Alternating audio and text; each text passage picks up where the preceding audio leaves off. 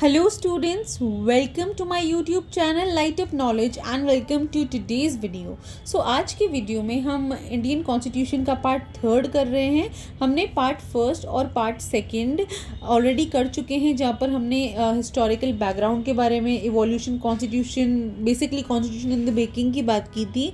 सो आज हम इस टॉपिक की एंडिंग की तरफ अप्रोच कर रहे हैं. ठीक है, तो आज हम ये टॉपिक को कंप्लीट कर लेंगे और इसके बाद हम इसके मल्टीपल चॉइस क्वेश्चन डिस्कस करेंगे आगे आने वाले वीडियोस में. अगर आपने उसका पार्ट 1 और पार्ट 2 मिस कर दिया है, so you can check it using the link given in the description box. Now let's get start. अरे कॉन्स्टिट्यूशन मेकर्स थे वो बहुत चिंतित थे. They were very worried. But about what?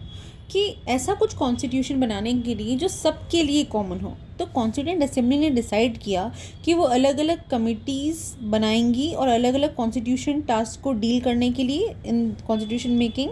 So major committees 8 बनती है और माइनर कमिटीज़ 13 बनती है. और कुछ इंपॉर्टेंट कमिटीज़ की अगर हम बात करें तो ड्राफ्टिंग कमेटी के जो चेयरमैन होते हैं वो डॉक्टर B.R. अम्बेडकर होते हैं. Union constitution committee and states committee के चेयरमैन पंडित जवाहरलाल नेहरू होते हैं. Provincial constitution committee and advisory committee on fundamental rights Sardar Vallabh Bhai Patel. And doctor B.R. Ambedkar is known as the father of Indian constitution and he was also the chairman of the drafting committee. Very renowned man, an excellent lawyer of his time. So ये कुछ facts होते हैं committees के बारे में. तो जब constituent assembly ने अलग अलग कमिटीज़ बना दी थी तो उन्होंने सबने अलग अलग प्रपोजल्स दिया था. इन सब के प्रपोजल्स को मद्देनज़र रखते हुए ड्राफ्टिंग कमेटी ने एक ड्राफ्ट प्रिपेयर किया. तो पहला जो ड्राफ्ट प्रिपेयर किया कॉन्स्टिट्यूशन ऑफ इंडिया ने वो फरवरी 1948 को किया और सेकेंड ड्राफ्ट अक्टूबर 1948 को किया. सो B.R. अम्बेडकर ने जो फाइनल ड्राफ्ट कॉन्स्टिट्यूशन का प्रेजेंट किया वो 4 नवंबर 1948 को किया था. तो टोटल 7,653 अमेंडमेंट्स प्रपोज किए थे जिनमें से 2,473 एक्चुअली असेंबली में डिस्कस हुए थे.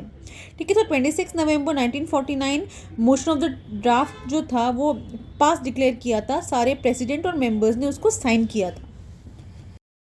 कॉन्स्टिट्यूशन के ड्राफ्ट डिस्कस हो जाते हैं और अमेंडमेंट्स भी डिस्कस हो जाते हैं और फाइनल ड्राफ्ट भी प्रेजेंट हो जाता है.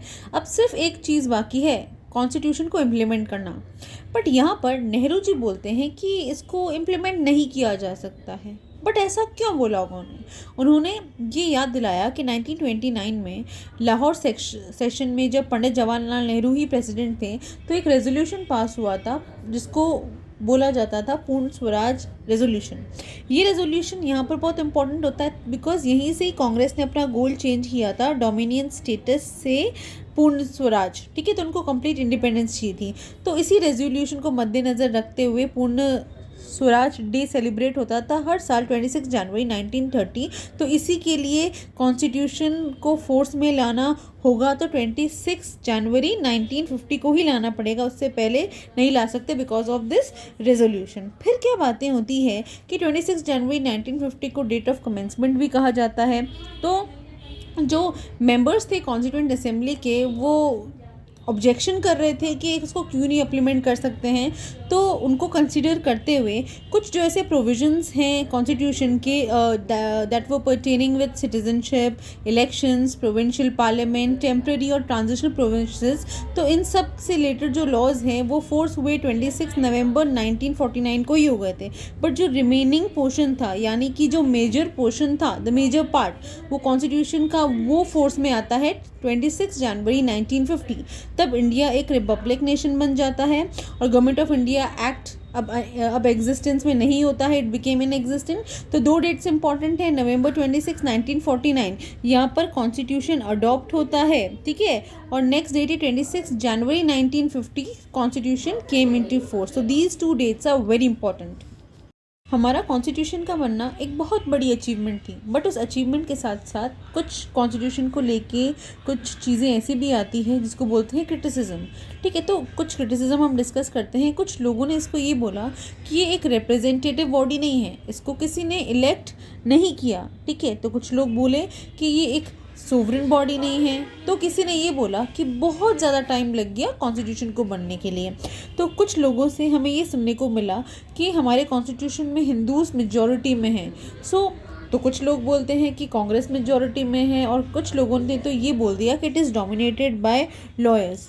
तो हमें जब हमारा कॉन्स्टिट्यूशन इतनी बड़े स्केल पे बना, प्रिपेयर हुआ, ड्राफ्टिंग हुई, तो उसके साथ साथ कुछ लोग उससे अग्री करते थे और कुछ लोग नहीं करते थे। तो ये कुछ ऐसे क्रिटिसिज्म हमारे सामने आते हैं जो इस बात का एग्जाम्पल है कि आप लाइफ में कितना भी अच्छा कर लो, समथिंग और someone has to have problem with that. तो वैसे ही कुछ क्रिटिसिज्म्स की बात होती है। तो कुछ इंपॉर्टेंट फैक्ट्स की बात करते हैं।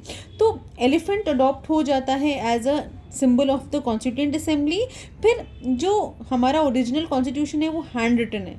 तो जो इंग्लिश में कैलीग्राफी की है वो मिस्टर प्रेम बिहारी नारायण रायज़ादा ने की है, और जो हिंदी के कैलीग्राफर हैं वो वसंत कृष्ण वैद्य जी हैं। ठीक है, ये बहुत इंपॉर्टेंट है, कभी कभी पूछ लिया जाता है। और जो हमारे कॉन्स्टिट्यूशनल एडवाइज़र हैं वो है सर BN राव। ये हम कंप्लीट करते हैं इसकी पूरी सीरीज़ को। ठीक है, evolution of the constitution, historical background और इंपॉर्टेंट फैक्ट, क्रिटिसिज्म, हमने सबको देखा। ठीक है, आई होप कि आपको ये मेरी सीरीज़ पसंद आई होगी, और इसकी आगे आने वाले वीडियोस में इसके क्वेश्चन जो उसकी मल्टीपल चॉइस क्वेश्चंस है जो UPSC या गवर्नमेंट एग्जाम के लिए इंपॉर्टेंट है वो मैं ज़रूर करूँगी। Until then keep loving, keep growing, keep learning.